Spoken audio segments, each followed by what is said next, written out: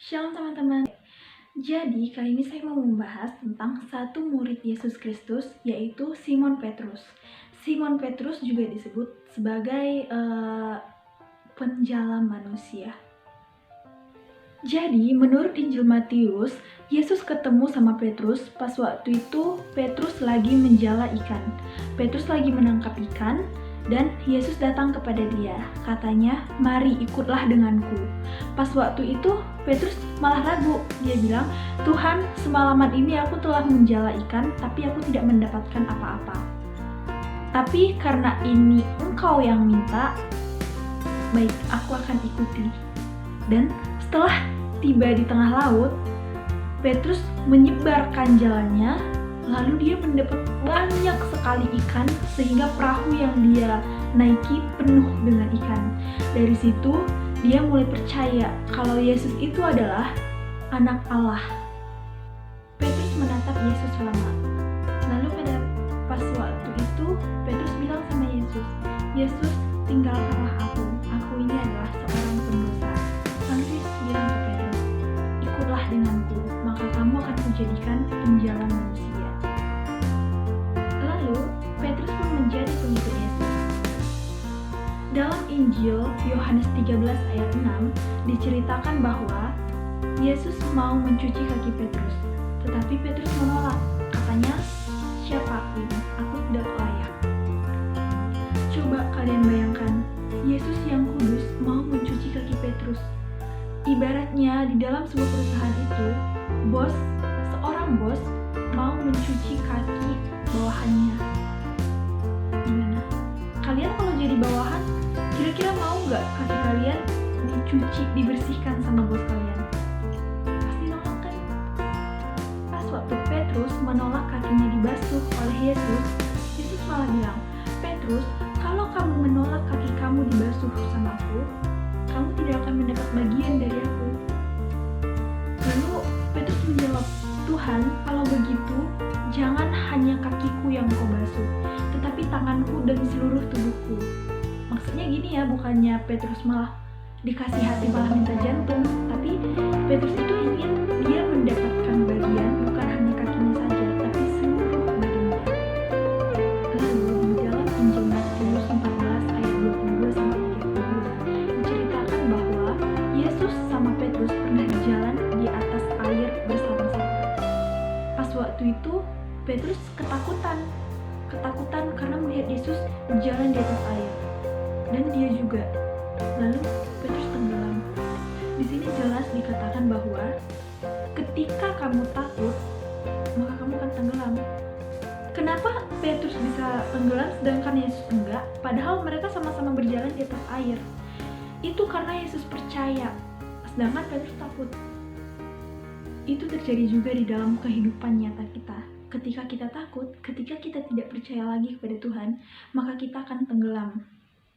Di dalam Injil Lukas 22 ayat 51, itu tentang penangkapan Yesus Kristus. Pada waktu Yesus Kristus mau ditangkap, Simon Petrus mengeluarkan pedangnya dan memotong telinga salah satu prajurit yang hendak menangkap Yesus. Coba bayangkan, telinganya dipotong. Lalu pada saat itu Petrus ditegur sama Yesus. "Lah, kok Petrus yang ditegur? Kan Petrus niatnya mau menyelamatkan Yesus. Kenapa malah yang dibela orang yang mau menangkap Yesus?" Dari sini kita belajar bahwa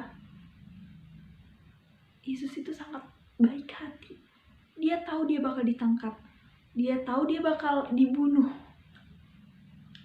Tetapi ketika ada orang yang membela dia, dia malah membela orang itu, orang yang mau menangkap dia.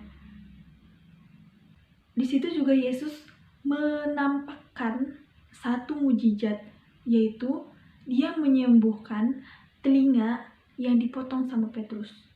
Dia menjamah telinganya dan seketika itu juga langsung sembuh, saudara.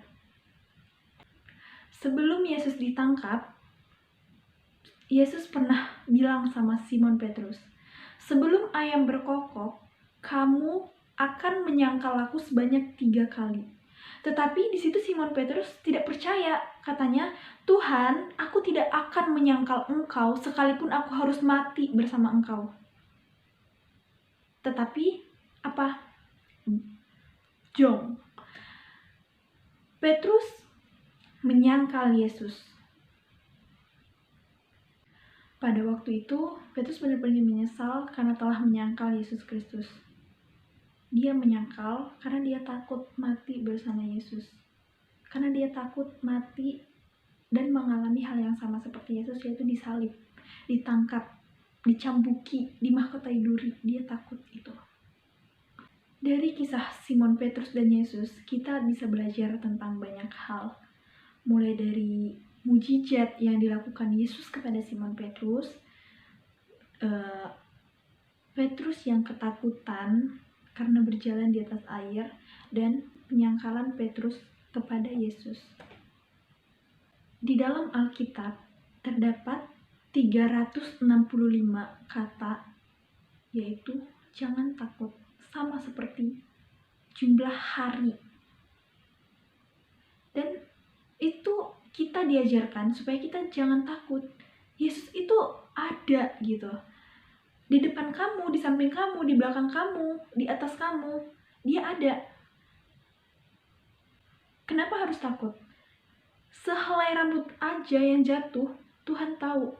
Apalagi dengan penderitaan kamu. Jadi, apa yang harus kamu takutkan? Kamu percaya Tuhan Yesus itu baik? Coba tanyakan di dalam diri kamu sendiri. Percaya apa enggak? Kamu percaya atau enggak? Tapi pada dasarnya Tuhan Yesus itu emang baik. Titik. Tuhan Yesus baik. Udah. Nggak ada lagi yang lain. Kalau dia nggak baik, kenapa dia harus rela berkorban untuk kita? Kita yang berbuat dosa, dia yang menebus. Kenapa? Tuhan Yesus itu mau disalib buat kita. Lalu kita apa? Kita apa yang bisa kita berikan untuk dia? Dia cuma meminta kita jauh dari dosa. Itu aja. Dan kalau dilihat, itu bukan sesuatu yang sulit. No, itu sulit. Menjadi pengikut Kristus itu sangat sulit. Ketika kamu benar-benar hatinya sudah siap, di situ masalah bakal datang ke dalam kehidupan kamu. Dan kalau kamu nyerah, udah selesai semuanya, gagal. Ketika kamu mendapat suatu masalah, percaya masalah itu datangnya dari Tuhan. Tuhan memberikan masalah buat kita, itu tujuannya supaya kita makin dekat sama dia. Tapi pada kenyataannya, banyak di antara kita yang ketika kita mendapat masalah, kita malah lari ke dalam kegelapan. Kita lari ke diskotik, kita minum-minum beralkohol. Bukan itu cara yang Tuhan maksud. Cara yang Tuhan maksud, kita kembali kepada dia. Kita dekat kepada dia, kita berdoa, mohon pertolongan dari dia. Itu yang Tuhan mau. Jadi, catatan hari ini buat teman-teman, jangan takut. Jangan takut, karena Tuhan itu selalu ada beserta dengan kita. Dia selalu menyertai kita, dia sumber segala-galanya, dia tahu yang terbaik buat kita, dan waktu dia pasti yang terbaik. Amin.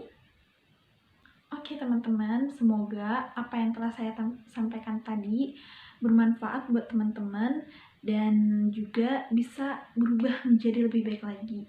Oke teman-teman, bye-bye, terima kasih.